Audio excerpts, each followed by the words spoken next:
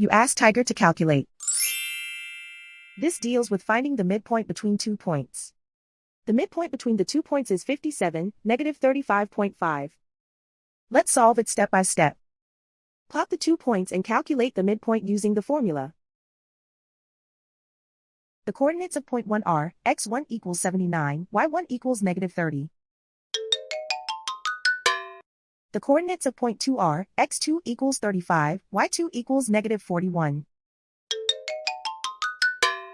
PM represents the midpoint of the 2 points.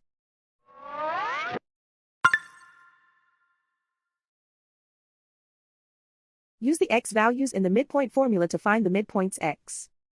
x1 equals 79.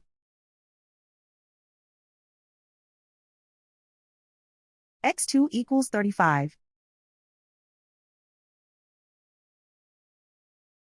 Simplify the arithmetic.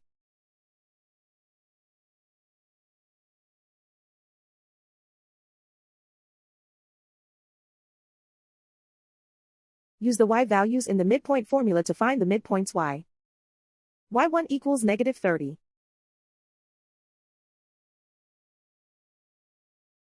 y2 equals -41. Simplify the arithmetic.